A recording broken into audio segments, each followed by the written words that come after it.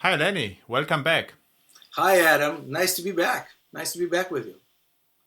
Yeah, the last time. You know when you were on the show? Oh, I think it was about a year ago. Yeah, Just when I it was started April flying. April 2021. Exactly. You said there are no flights.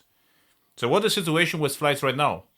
Well, I'm working for a private charter company now, and I am flying rich people, families around from Nebraska to wherever they want to go, like good destinations. The destinations are very good, much better than the regional airline that I flown with before. So that's fantastic. I just came back from New Orleans for the weekend. I was there, and I just came back about yesterday.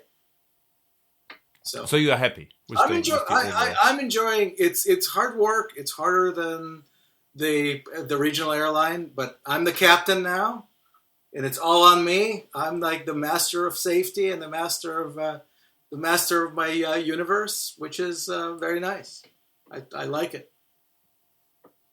Okay, so you are the captain. So I that's am. not bad. You can call me Captain Primak.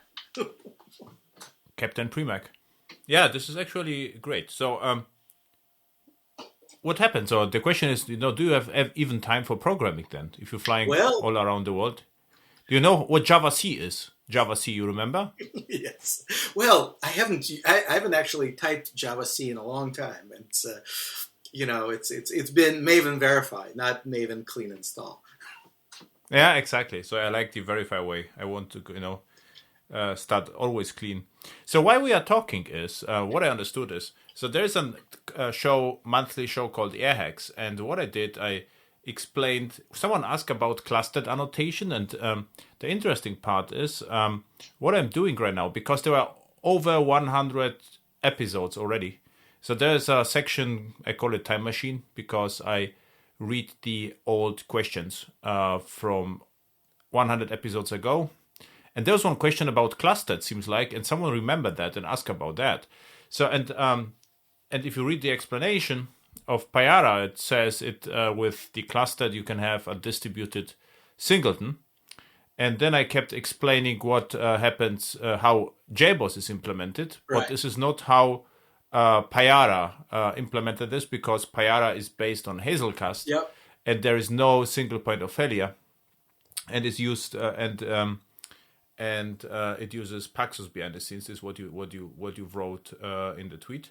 And what I think what happened is, you just adjusted the source code to my explanation right after the show, so there is no more conflict. So you listen That's what I said, exactly right. and you implemented exactly that way that the next Airhex review can say, okay, whatever I said, the last time is right because Lenny, changed the implementation of Payara to match my explanation, right? That's right. That's right. That's right.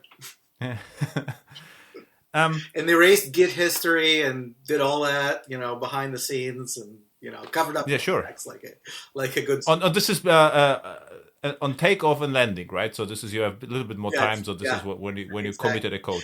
Yeah, the cockpit is it's a small airplane, so the cockpit is so small you can't even take a computer up there. Oh, really? Yeah, it has barely room for an iPad, or it's very small. Ah, Yeah, only okay, 8 people, 8 passengers. okay, but still cool. So this is the real flying. Back then, this was like fly by computer, right? To just push the button, take Well, off, and then there's still a lot of computers involved. It's not as automated as the bigger jet, but it's still pretty automated. okay. You enjoy the larger jet more or the smaller one? Well, I'm the captain on the smaller jet, so that's always being the captain is always better than being the first officer. So, Why? well, you get to dictate, the way you want to run things, and not just follow Ah, follow the leader. I'm the leader. It's always better to be the leader. but you are alone, right? There's no one else. No, there is. There's my first officer. There's 2 people. Ah, okay. Yeah. But there is no second officer, right? There is no No, more room there's no for the second third. officer. Just Okay. the captain and the first officer, and that's it. But you could actually do peer programming with the first officer, and you would be always right, right? So, am I right? And the first officer has to say yes. Yeah. Well, the first officer is supposed to say, when they basically when I start a flight, I always say, when you see something, say something. I make mistakes, you make mistakes. So if you see something I'm doing wrong, you tell me. I won't get offended, and just let's keep us safe. Let's keep us in check. So, but I'm the one who says this, and I set the I basically set the tone how things should be run. But of course, if the first officer, always they're encouraged to speak up and just make things better, and they have But it suggestions. is They're how always it should be, right? absolutely, Otherwise, the first officer would be out of job. I mean, if he's not absolutely, allowed to tell anything, it would be just another passenger, just right. absolutely. And guess what? Every time there is an airplane accident, well, 90% of the time it's the captain's fault because the captain didn't listen to this, or didn't listen to that, or didn't pay attention to that. Oh, So that's why the first officer is very important, because they're supposed to speak up if there's something they see that's not right, and the captain misses it, because we're all humans, we all make mistakes, and two is better than one in that case. okay. Yeah, interesting. So it seems like problematic, right? Because yeah, actually, if the captain allows the first officer to speak up, or it just encourages this, then this is safer. Mm-hmm. If not, if the captain is not okay, then we have a problem because the first officer can do anything to improve the situation, right? Yeah, and that's the Like this is process problem actually. yeah. As a matter of fact, I wish the technology world would take things from the aviation world, because they worked out a lot of things that the tech world has not at this point. Okay. Now back to clustered. Mm-hmm. Or let's start from the beginning. Yeah, So why we need this? And this is interesting because this it started with the EGB Singleton, yeah, absolutely. and one of the most asked question always was how this works in cluster. Yeah, This was the question number one, and why it's not standardized. And my answer was always you cannot standardize it because this is too many ways to implement this. So you cannot just prescribe how this works in a cluster, but the application service can offer something in the cluster. Interestingly, the JBoss, even prior to Whitefly, I used that in 2003, I guess. They had already the distributed singleton, and WebLogic had also something similar.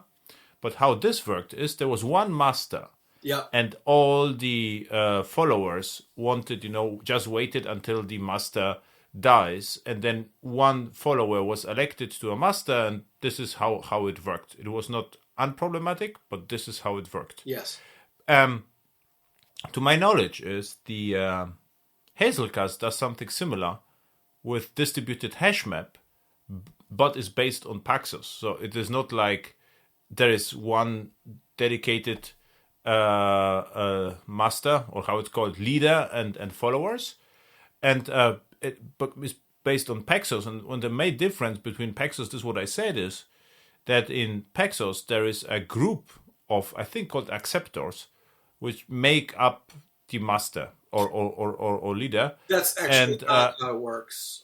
It doesn't actually use that algorithm. It's a little bit different. And you mean this is what Hazelcast doesn't use Paxos? What you're saying, right? yes, it's not. Okay. It's not that. It's similar, but it's actually quite different.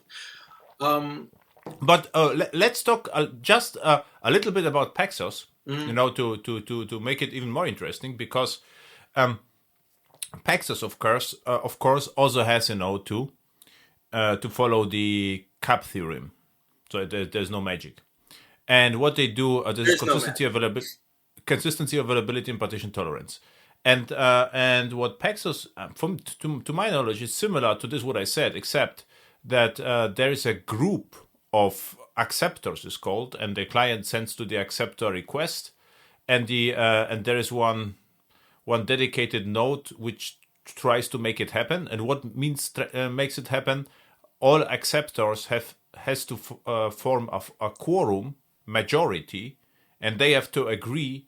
And then there is a learner, I think, a learner, and then the learner can pick, the information and do something with it. This is this is a widely simplified Paxos. Very. So what it means, instead of having one, leader, we have multiple leaders which have to form a forum. And because there is no magic, what the problem of Paxos is that it may not finish. So it means if there are two leaders and they don't agree, they don't agree forever. This is the problem. So Paxos is always consistent, but it not always terminates. So this is the cap problematic. And what I did in the AirHacks workshops, actually, I always mention the FLP, Fletcher, Lynch, and Patterson theorem, which says in a distributed system, which is asynchronous, the messages, there is no consensus algorithm available, because you cannot know whether the node died or is just late. This is the main problem, also simplified. So and the problem is I also used Hazelcast without Payara. And what I did back then, and by the way, I actually used Hazelcast from the beginning at the Öztürk, I think is his name, right? It was the creator of Hazelcast. You remember that? No, Lenny? I'm not sure. No. We were actually before he open sourced Hazelcast, we had a short, brief conversation about the license, and I actually liked back then because there was nothing comparable to Hazelcast, and Hazelcast was the only algorithm or the only distributed grid in memory grid which was not JBoss EH, or it was not EH cache, it was it was like something fresh, and I used then what I'd used then with Hazelcast was something interesting. So Java 8 came out, and Java 6 even came with JSR scripting languages. Forgot the number, but you could integrate it. It shipped with Nashorn, Project Nashorn, and JavaScript could implement an interface.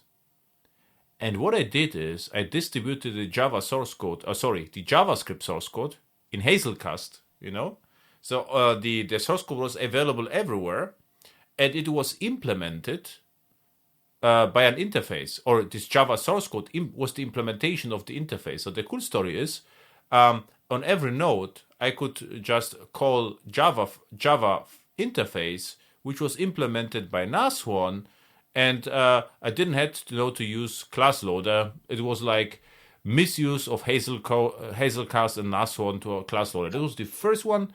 And the second one, I wrote like validations for my block metrics, also with Hazelcast. Yeah. So this was so actually I used Hazelcast a lot, and I used the distributed hash map, which is also cool, because it's event driven, and there is even a JMS implementation for the Hazelcast hash map, which is incredible, because if you think about this, if you write to a hash map on one node and it replicates the state to all other nodes, it is more or less like a topic, right? I mean, if it just magically happens, and on the other side, if you get to events, so it can work. So this was my background to Hazelcast. And you listen to the AirHacks. This is just the longer explanation. And the AirHacks, I just said, don't use it if you don't have to, which is still my opinion.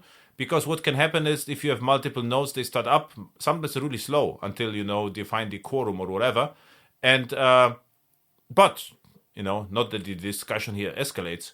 I would say in the Payara cloud, I would just use it. Because it's your problem if it doesn't work, Because you have to... Got a quick question. When you use Hazelcast, maybe they switched algorithms, because did you use do you remember the partitioning scheme that they use, or was it something else? What do I remember? I used, at the beginning as Docker came out, and there was multiple options. What I could speed up is, I remember I had to configure the dedicated IP addresses, so the nodes could find each other, so easier. Yeah. And this was faster than you just does the broadcast. But this slow startup can just happen if the quorum is hard to find. If you start Docker containers and one Docker is late, it will wait until everything is available. So it's like slow down. Yeah, but that's a configuration thing. Yeah, but this is configuration thing. What you should not forget, you are the committer on clustered, right? If we are running something in production, no one cares about the server. Someone will find, the configuration of Stack Overflow, and then will debug forever. This is the consequence of that, right? So, but what I'm fine with it, this is a great use case for Payara Cloud. Okay. Because I would expect everything to be configured. And, in Payara Cloud, they have everything set up, and the Kubernetes pods already know each other, so there's no problem.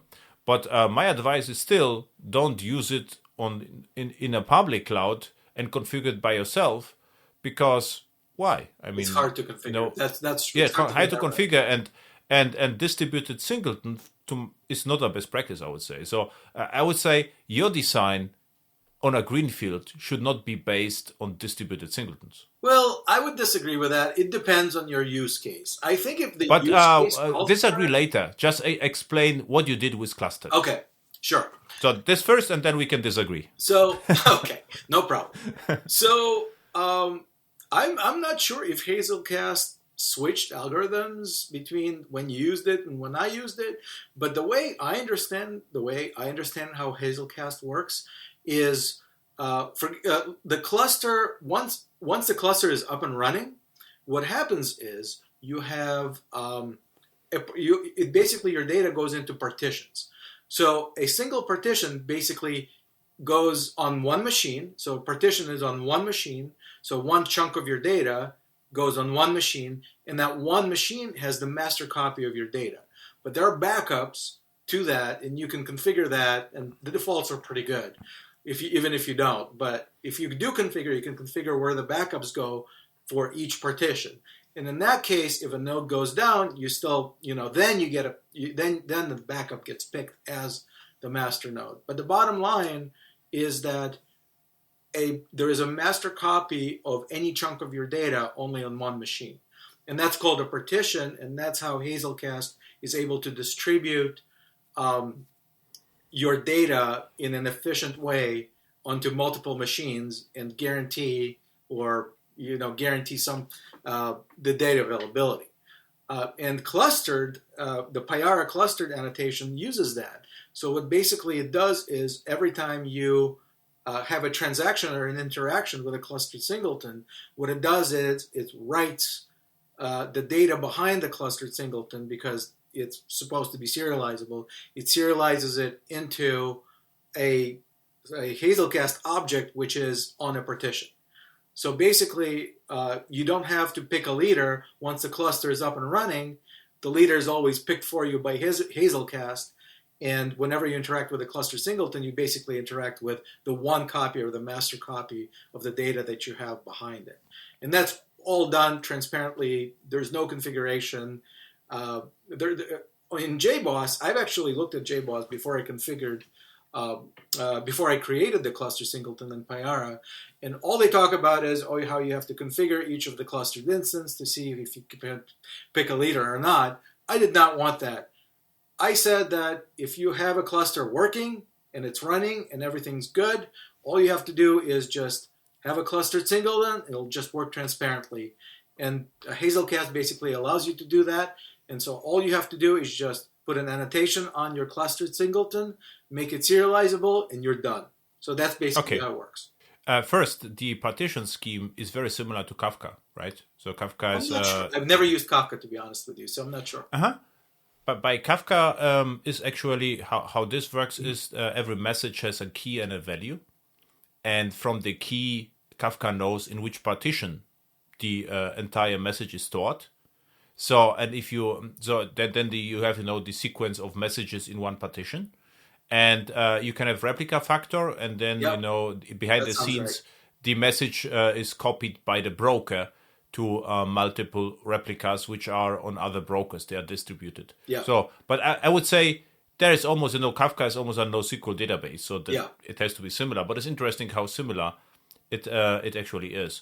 So, so the singleton, what you are mentioning is just, the at clustered annotations, it just, ensures that there is only one in a cluster, right? Correct. is not, you are not accessing the hash map, right? Yeah, we are accessing the hash map every time. You are accessing the hash map to achieve that, but Yes. the hash map is not exposed to application development. No. All you have to do is you have your singleton. All you have to do is put add clustered on it, make it serializable, and you're done. So there are two clusters, and you go to one Pyra cluster, and the singleton is actually on the other one. So what happens then? You get a distributed lock. Yes. Well, locks are optional. You can have it locked. You may not have it locked. We have a locked parameter. If you want to go into locking, there's a parameter on the clustered annotation to tell it what kind of locks you want to use. So for CDI, the default is no locking. For EGB, because it's consistent with the EGB, how EGB does things, distributed locking is used by default, but you can turn that off in the clustered annotation itself. Yeah, you're right with the CDI option, because in CDI is not even sure you would like to use transactions, and just lock in CDI, no one will expect it. So this is the right configuration. Yeah, exactly. You don't want anything unexpected or anything magical to happen. So that's how the default configuration works. But yes, so if the locks are enabled, Hazelcast has a distributed lock, and that's where that algorithm is. That's where the Raft algorithm comes in, because that's when you have to pick the leader and all that stuff.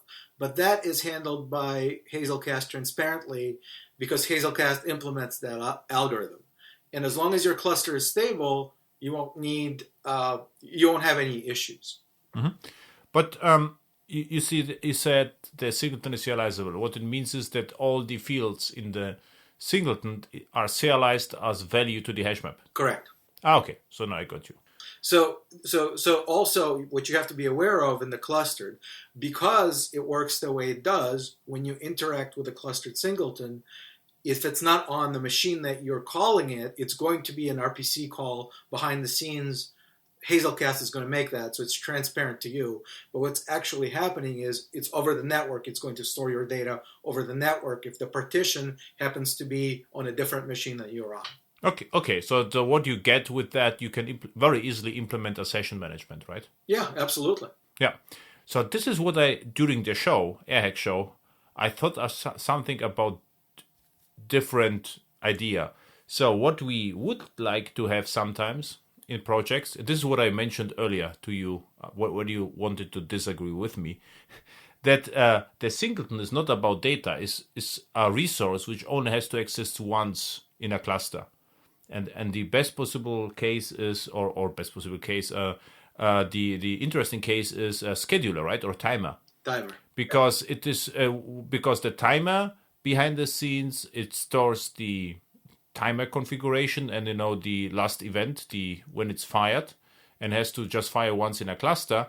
But the developer doesn't care how it happens. It just it would like that the timer will fire once per cluster. This is what I thought as a canonical use case. But you're right.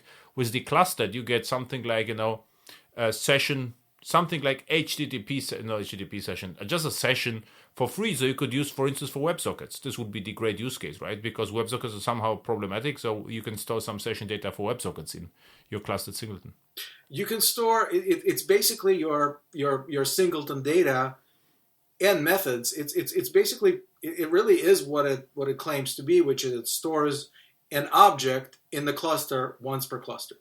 That's basically what it is. Yeah, but then I would still, I was half right or half wrong. You were more than half right. You were about 3/4 right.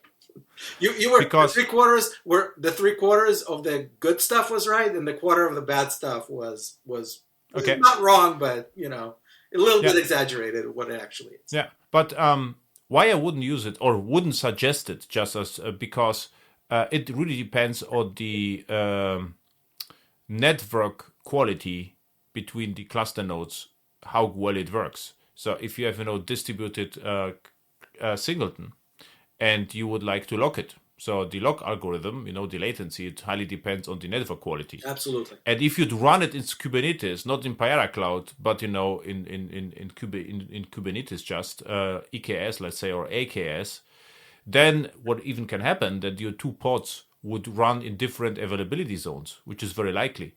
So it means it will run into data centers. So the latency is going to be higher than if they were run in one data center. It's not, crazy, but under heavy load, deadlocks may happen, or even, it will just serialize the invocation because, this is a singleton with locks.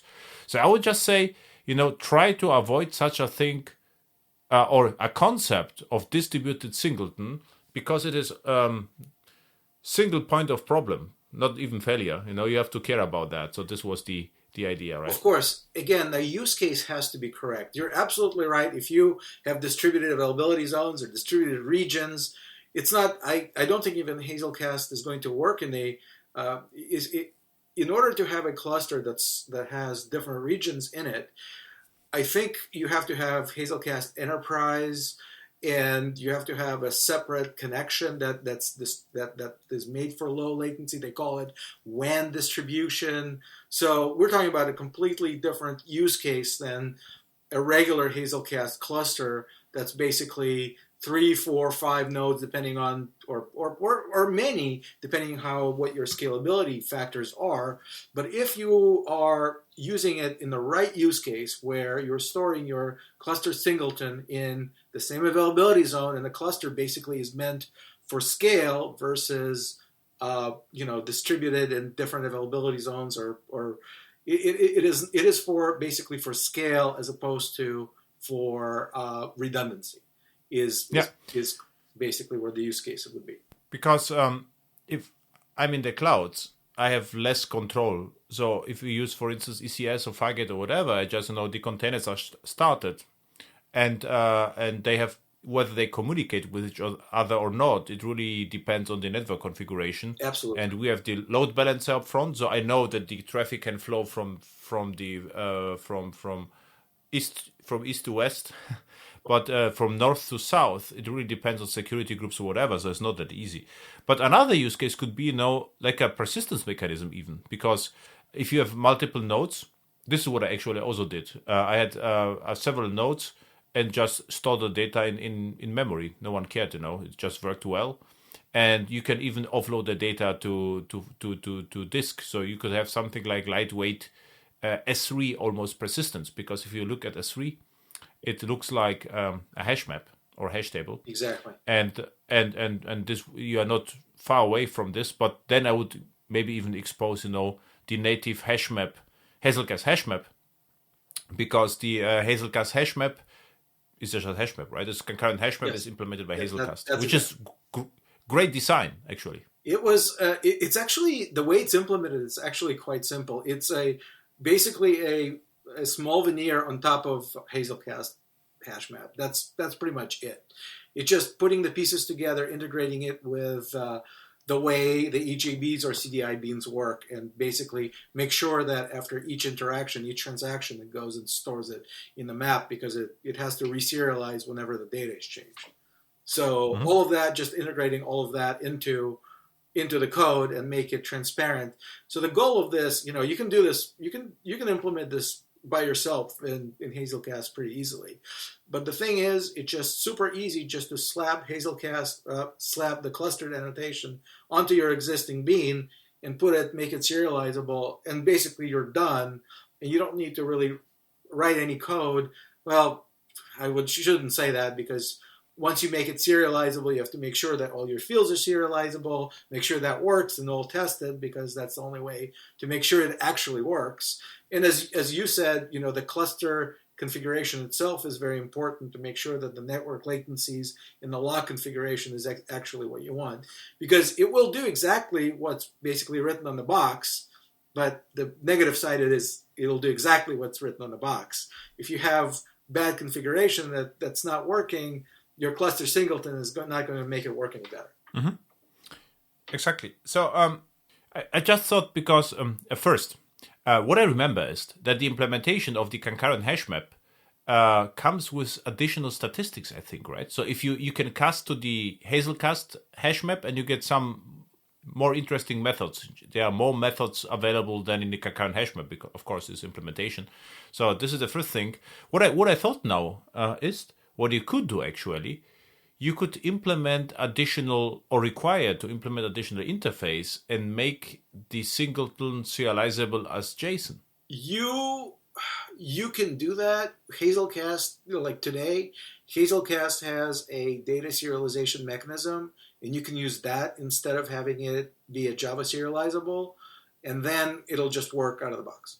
Because I'm with you, so I would use at clustered. So if if I get the Payara support contract, I would just put clustered and not play with Hazelcast. I don't want to know anything about Hazelcast. Just use clustered and I'm done. But what you could have like so clustered and another annotations with JSON, and then it will require you to have JSON B annotations or be JSON B serializable on the clustered singleton can be JSON B serializable, which could be interesting because it's faster, safer, and you could make it accessible, right? I'm not sure what the use case would be. What's in your mind? What is the use case for that? I mean, what I use a lot is I use S3 for persistence, let's say, and instead of using database, we use JSON to store an object graph. So you want to store the clustered singleton not in Hazelcast but in S3, for example? No, I would like to store the clustered singleton as JSON in the hash map of Hazelcast. And why? Because the Java serialization mechanism safety can be problematic. And with the JSON value, you can make them available through other channels as well. You could inject, let's say, the Hazelcast, the singleton somewhere else as JSON object. Java JSON P. You, as I said before, you can make that happen. Hazelcast has the interface called data serializable, and you can do that today. And you can serialize it in JSON and store it in the map as JSON if you want today. So what do you mean? So if I have a Java class with it clustered and use the data serializer from Hazelcast, then your mechanism, instead of having a implement serializable, you can say implements data serializable from Hazelcast. And then you can serialize it however you want, JSON. And basically, they have all that. They have a way to serialize it as JSON. Okay, that's cool. Exactly what you say. So your implementation is aware of the interface, and if you see it sees the interface, it will just use JSON. It's not me. It's basically Hazelcast functionality. I didn't do anything. Yeah, but what do? You pick the object and pass this to Hazelcast, and Hazelcast whatever it has to do. What it could also do that you process the object first and you pass the stream to Hazelcast. This will be also an I don't do that. I just use what the Hazelcast like as little as possible, very minimalistic, very pragmatic, as little code as possible. Okay, then what I assume what you use as a key is the type of the class, right? I have to remember. I have to try to remember that. I think the key is generated. I think the key is generated from the EJB, however the EJB is stored in Payara, or CDIB and is stored in Payara. Okay. Because, if this is already in JSON, the question is how to access it from somewhere else. Because it's just the mechanism I'm using. And I would like, to get the state of the clustered singleton, I would need to have a key or whatever. So what I'm thinking about is, for you, I can have, almost CQRS. So the at clustered is the singleton. If I access it, it changes the state, stores in JSON. And then I could inject clustered. And this has to be JSON object, JSON P, and I get the state of the singleton as JSON. Yeah, you can do all that today, including monitoring. The monitoring case is also very good. Hazelcast has built-in monitoring, and it can use like Prometheus and all that stuff out of the box today. All you have to do is configure it, and the cluster singleton will already be in there. Okay. And you can use also the CQRS method. You can put in event listeners on it. You can do all that today. Yeah, I know, but in order to this is what I actually did, but I have to use Hazelcast. So what you could do with your annotation, you can make your clustered annotation a qualifier for injection, and then just inject JSON objects, which are the deserialized Hazelcast. This would be a view lines of code and would be actually maybe even useful. I think you can do that pretty easily. Absolutely. Yeah. Very good. So you have another. So I think we clarified everything, right? So I would Yeah, say we know exactly how it works. absolutely. So it's very cool. No And magic, no magic, no just magic, no Singletons. magic, no magic, just Lenny. So you have a T-shirt, you know. A lot of work, just a lot of hard work behind the scenes. That's pretty much what it was. And still working for Payara, I assume, right? No, for the last year, I all I did was do my aviation thing. I'm not working for anybody as of today.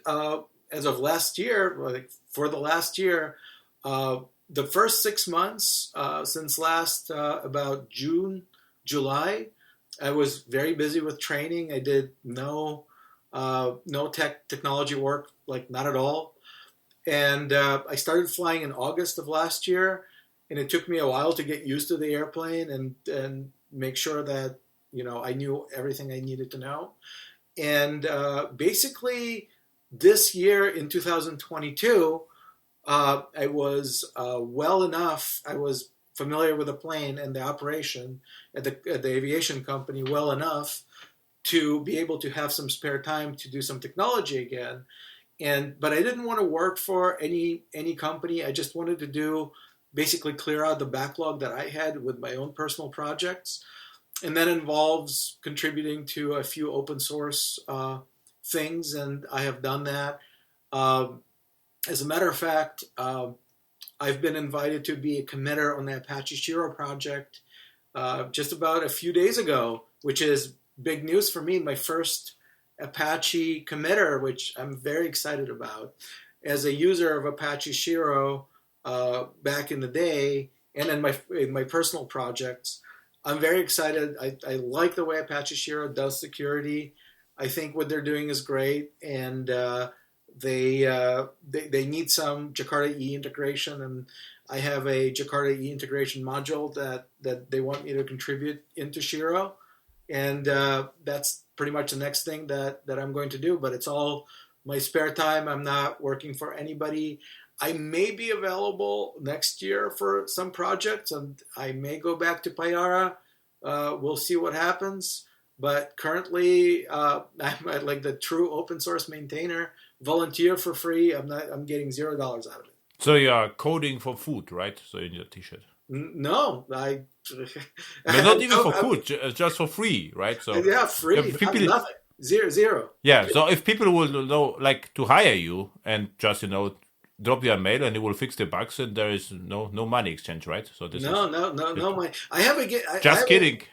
Well, I have a GitHub sponsor account, and you guys feel free to anybody who's listening to the podcast. I would so what's like your account? So we money. have what's your account name on GitHub?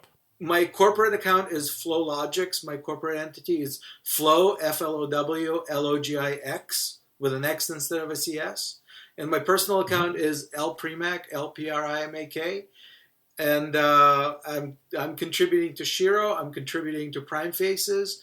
And Payara, I've made a few contributions to Payara, very small ones. I like Payara. I think it's just the easiest way to do Jakarta EE. Things work as they should in Payara.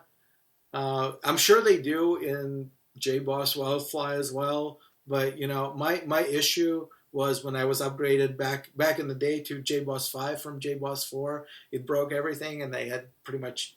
Yeah, JBoss 5 was not usable, I think. Yeah. They just, you should skip it and go with JBoss 6. But the cluster annotations you wrote at your Payara time, right? This was your... Yeah, that was I think that was my biggest contribution to Payara as far as the project is concerned. I mean, I've done many bug fixes. And bug fixes have a huge impact on customers who have those bugs. But I think overall, the biggest impact on the ecosystem, I believe, in my opinion, was the clustered annotation. I mean, everybody's asked for it, and like nobody had a solution to it that didn't require any configuration. This was it. Yeah, how it should be, conventional configuration. So, I don't know what you know, but there's an episode 181 with Benjamin Mauel. Yes. About Apache Shiro. Yes, I've listened to that, and uh, if I may add something about Apache Shiro, the Yes. uh, I think a lot of people talk about Apache Shiro in a lot of different ways. Yes, it's a security framework. Yes, it does authentication. Yes, it does authorization. But there's so many other projects that do the same thing.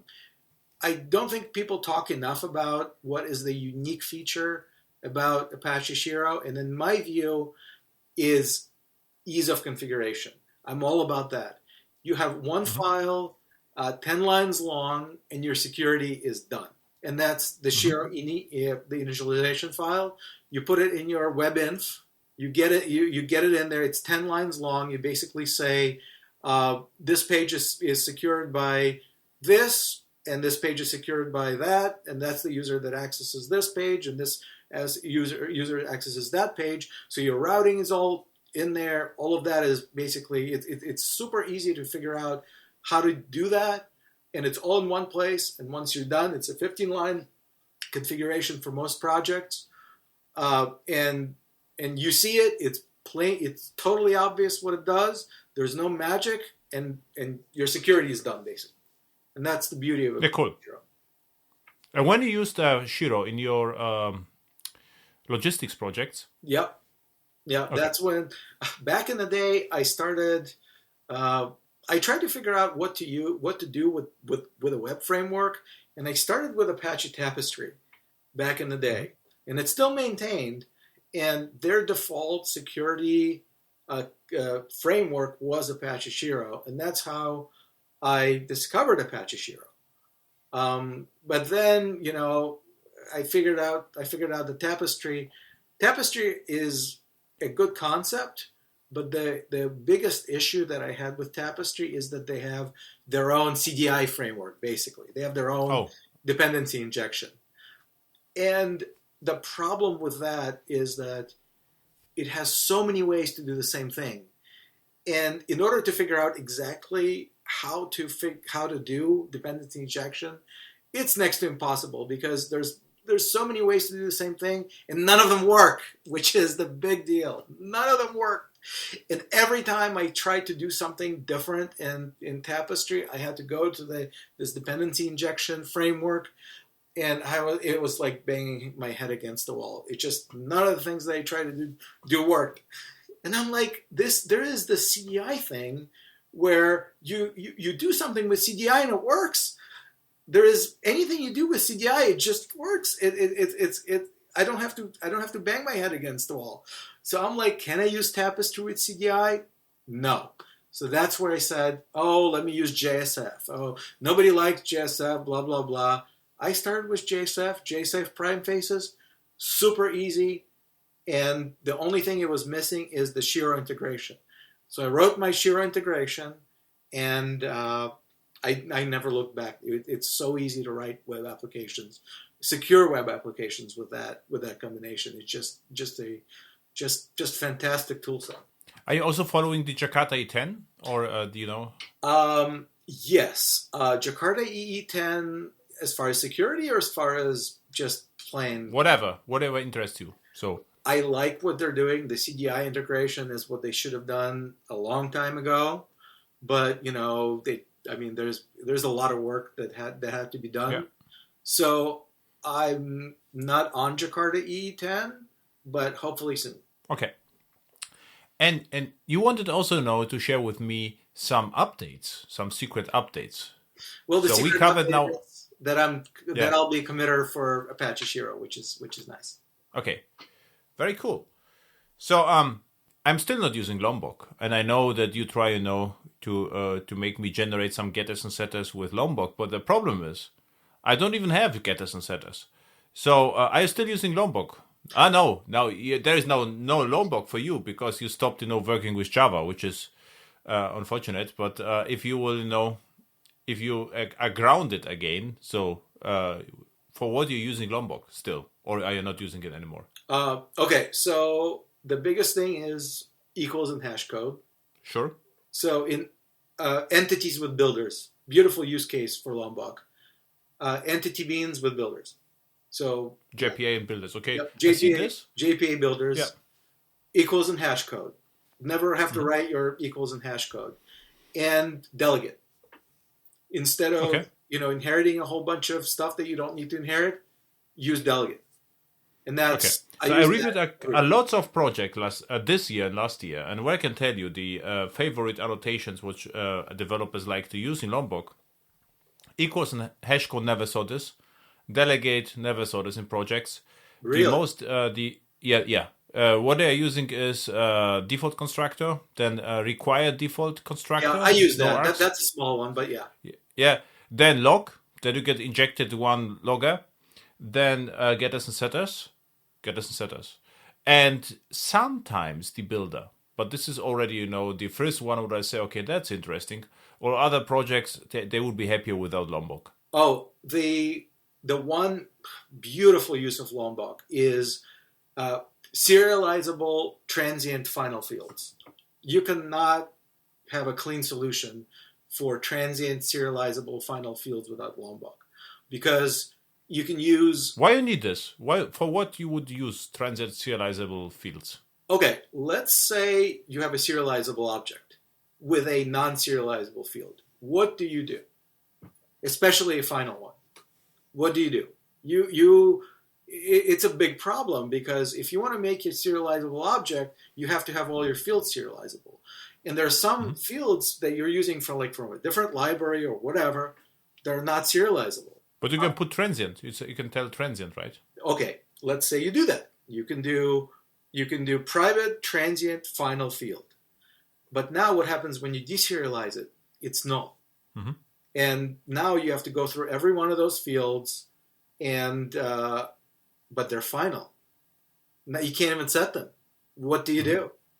So, yeah, okay, but so there is a solution to that, and the solution involves a magic method in the serialization mechanism called read resolve. I'm sure you're familiar with that one. Yeah. Yeah. So read resolve, what that does is reconstructs the whole object and returns that instead of the object that was deserialized.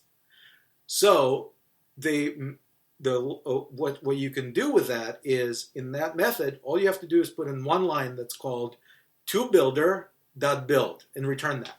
Mm-hmm. Lombok generates toBuilder with the fields that are already there, deserialized, and builds a whole new object that actually constructs all of your transient final and makes them correct automatically.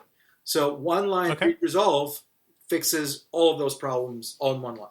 My answer to this would be, what I would use is just Java records if I have to serialize something, and the serialization of Java records was completely changed to be safe, and I wouldn't have such problems. So I get you. In older libraries, I'm with you. Maybe I would even use Lombok.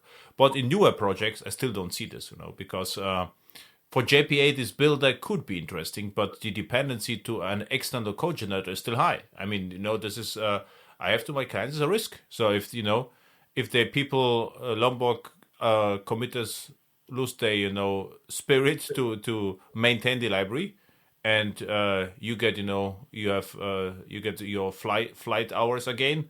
So there will be no maintenance on the Lombok side, right? That is true, but that's a risk with everything you do.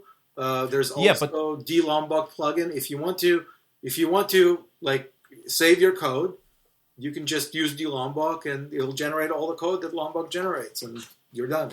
So that's the problem is the dependency.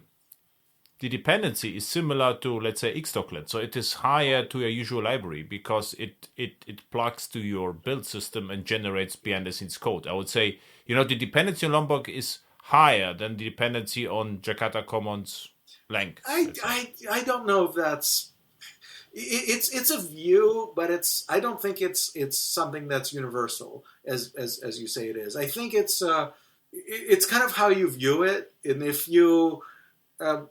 I think it's more of an opinion. It's more of a opinion. Yeah. It's more of a style. It's more of a, if you want to use it, use it. If you don't. It's kind of like that. And yeah, but if you use Lombok, not for getters, setters, and default constructors, this I'm completely against. So if you find an interesting case, like in your case, so you have serialization, and you really have to have the standard serialization with final, then go for it, or equals and hash code, to maintain objects in cache or whatever. So I see this absolutely. This is like a huge benefit. I would say what you have to do is, Ronald, you have to know some pros and cons. Just have Absolutely. The roughly estimation, but most of the projects don't do that. So they the enterprise project, they ask me, are we allowed to use Lombok because we like it? It's like, what means like it? I mean, just go with Java 17 first and see how it goes, right? This is, I don't like, to use external library before not evaluating all the options Java 17, microprofile, and Jakarta give you. So this is the only thing, Oh, I agree with that, but can I bring something up?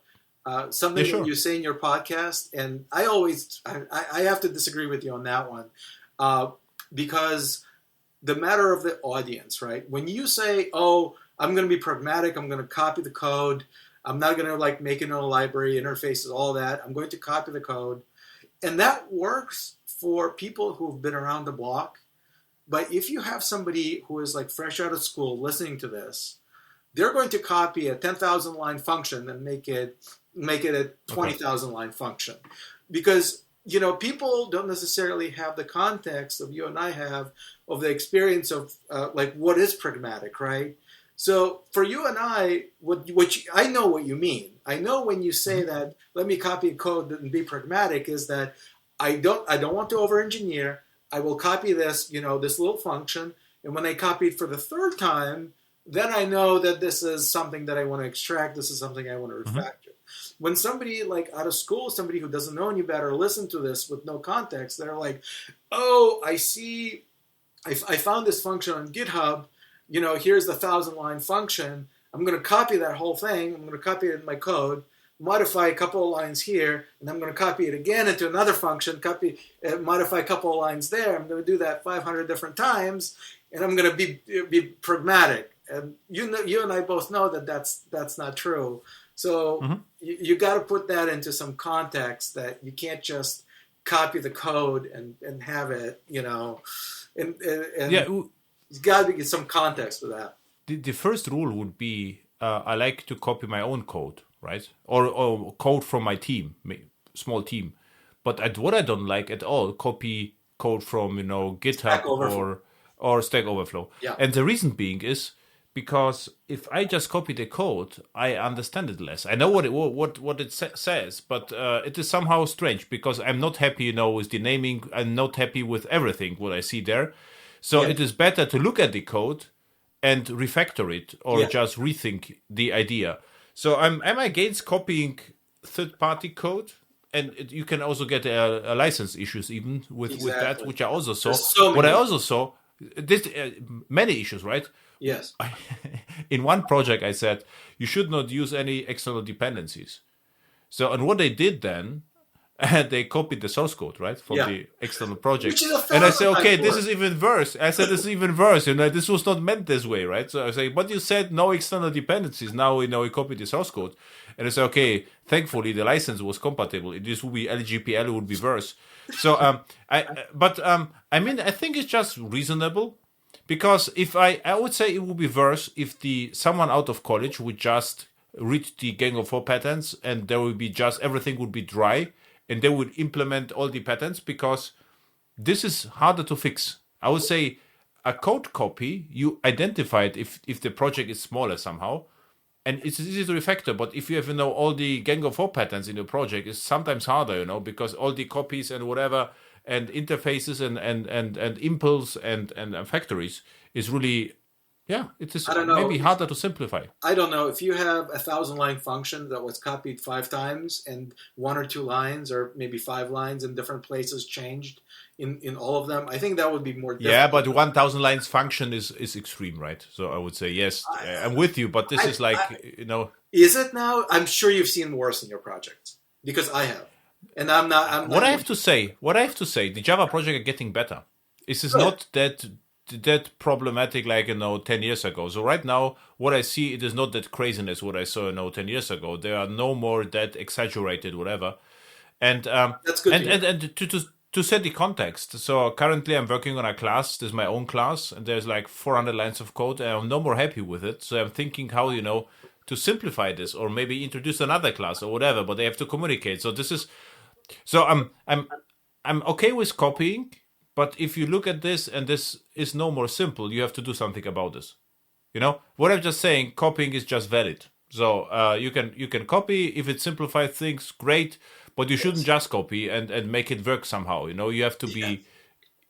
be happy with the complete solution what you created, right? Exactly. So all I'm saying is, when you say copy the code, have some context around it, because you don't want these people listening to you and saying that, oh, that means I can copy 1,000 lines functions, and refactoring is stupid and all that stuff. Because Recently we copied a lot of code, but now and then we are in the process, because if you copy the code, you are free to change it. So it is freer you can just improve the code and do whatever. And what I then tend to do is to extract it again.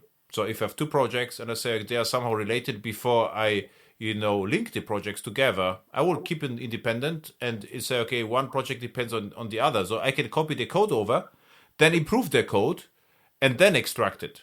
exactly, Because and the that's fine. because the other option would be that the projects are depending on each other, but then you are slowed down because of the build. You have to build the first one, wait, until and this I don't like it. And also refactoring is so it will hold you back the first iterations. So I would say it's okay to copy, but then remember you have to do something about Yes. this, and then extract it or merge the projects together or do something.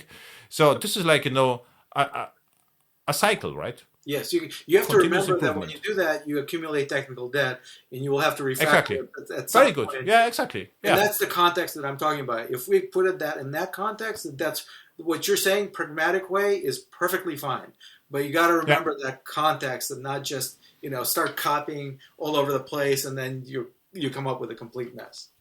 Oh, Yeah, I don't one. even remember when I said this because just as a conversation, right? So if we talk about software, so it's just what happens. It's not like my podcast is not very formal. Yeah, I know.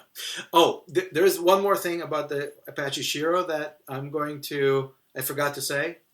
Um, Forms. My latest pet peeve is forms. Online forms, they suck. Okay. Every time I go to fill out a form, it either doesn't work, or you get like red boxes, and you have no idea why you got them, or you lose data. Like, you enter like a long form and you submit it, and something goes wrong, and and then you have to re-enter everything. And Hmm. every time it seems like, oh, and if you have like form fillers, like on a Mac or in Google, you have things that fill out the forms for you, and they use a password manager. God forbid if I fill out a credit card with my password manager, half of it takes, half of it doesn't take. And when that happens, a lot of times when you look at the console log, there's something went wrong with the JavaScript. There's a whole bunch of JavaScript that people write to process these forms behind the scenes, or maybe there's some frameworks that do that, and people don't know how to use them. But half the Even forms, worse. Even worse. You know what happens with the forms? What usually happens with all the sophisticated forms, that they send everything back before saving. So if you type, your credit card, there are some companies out there which will save the credit card immediately to the server. So you have the credit card, mm-hmm, but you didn't push the submit button. You mm-hmm, know what I mean? mm-hmm. Yes, there's so many, just so many problems, and I think it's because of this non-pragmatic use of these JavaScript frameworks, and just things don't work. And I have to go back to the old world, where you submit the old world. I think the old world should be new again, like in JSF, where you submit and it actually goes either with Ajax or not, but it just submits all the form fields the way the browser is supposed to submit all the form fields, and have it processed on the server and come back. And I think it just works better than all that JavaScript. I think it's pretty hacky.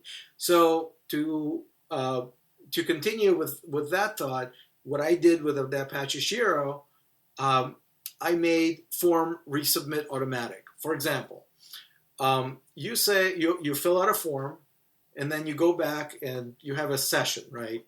And I know a lot of people don't have sessions anymore, but a lot of people still do. So let's say you submit a form and you go back and the session expires, right? What do you get? You get a login prompt and you get an empty form back. So what I did with the Apache Shiro integration was an automatic form resubmit.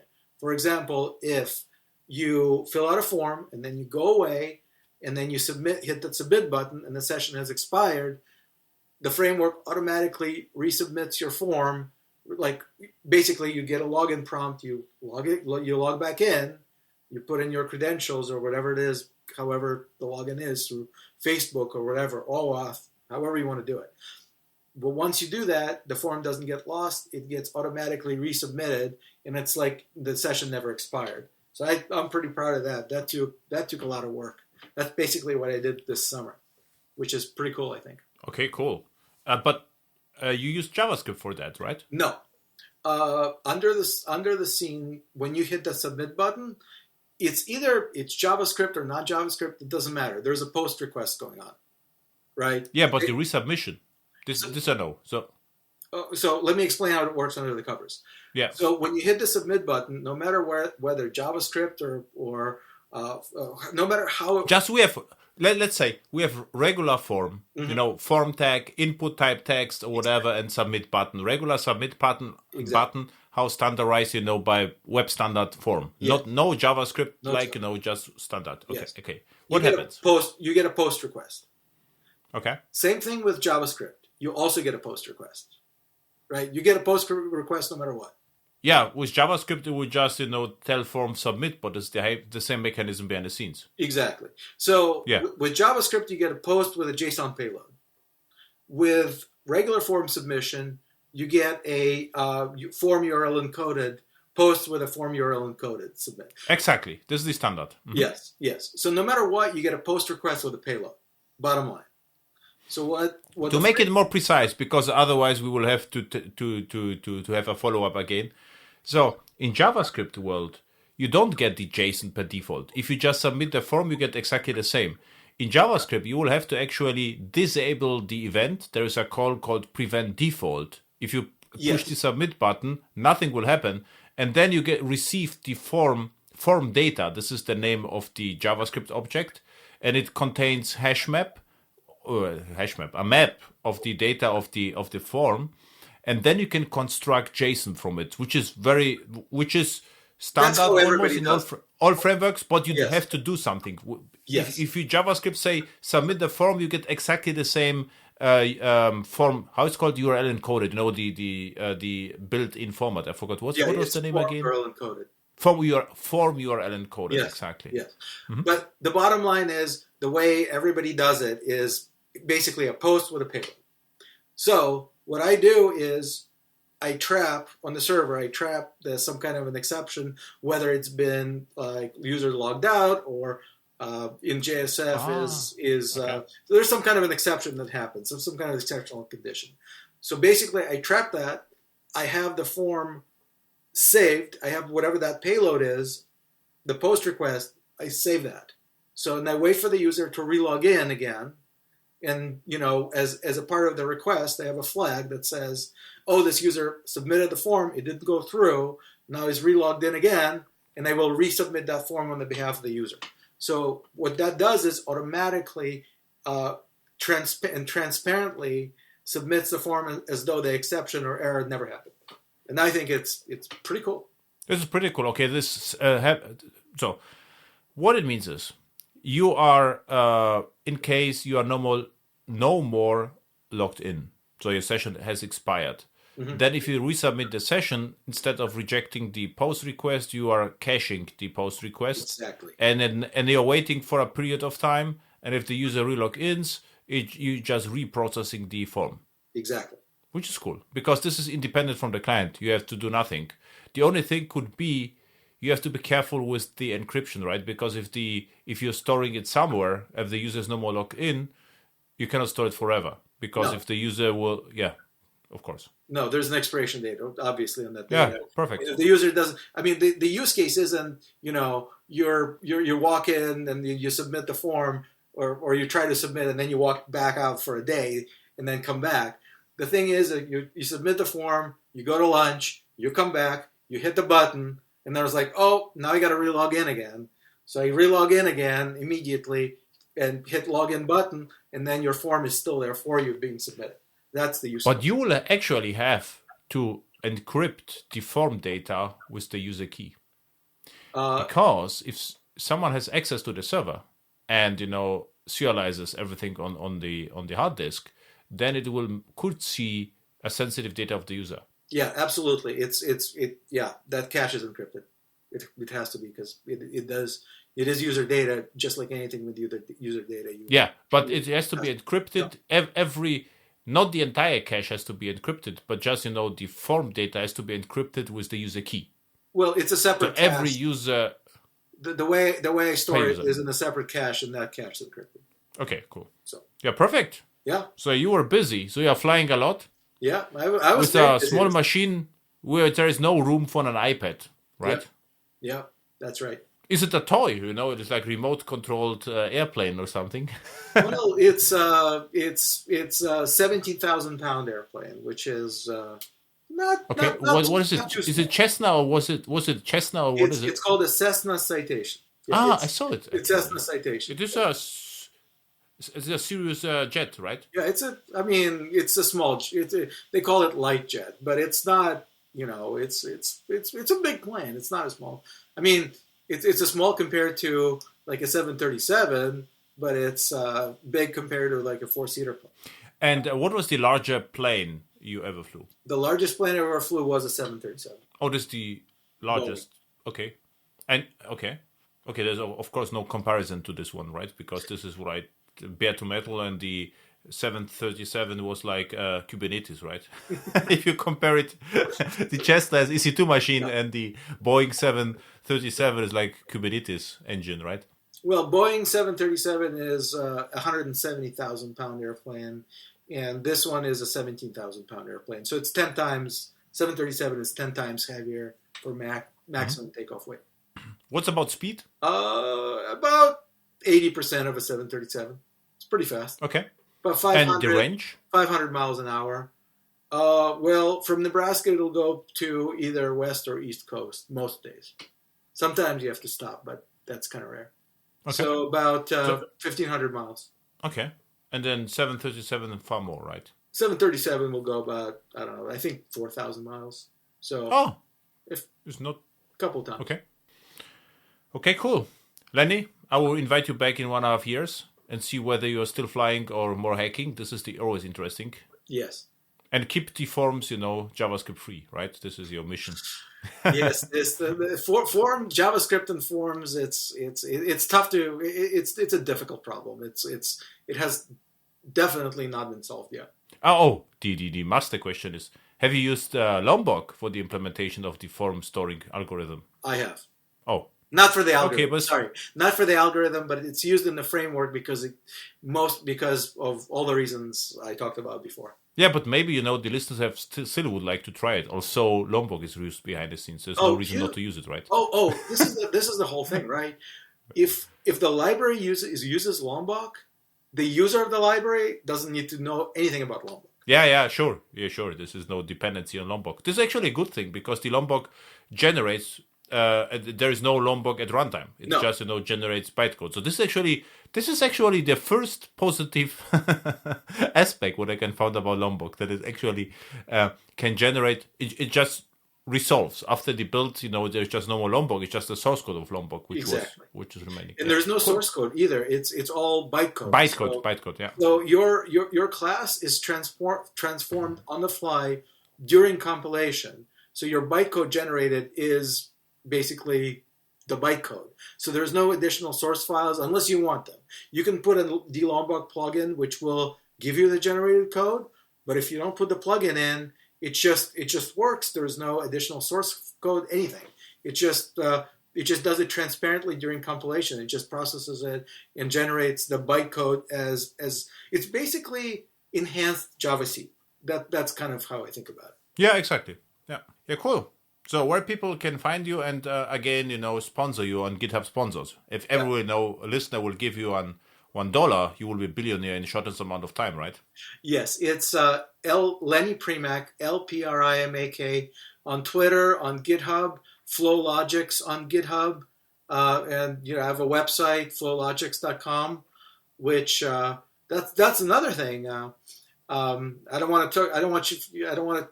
You should invite me back. I am in the process of figuring out how to do web correctly, because whatever I see out there, I just, in my mind, it doesn't make much sense. There's a lot of frameworks and none of them work correctly. So Have you seen my BCE design template? I have, but it depends on JavaScript. There's a lot of stuff that is missing. Yeah, but it's good. It's good. What you did is good with what basically is out there. It just what's out there. I don't think it's not nearly enough. Perfect. Thank you. Was fun. And we clarified a lot of stuff, and I'm happy about the clustered and in the next AirHacks TV show we can clarify the problem. Well, thank you, Adam. Thank you for inviting me. I appreciate being on the show, and I always like talking to you. Thank you. Bye. Bye.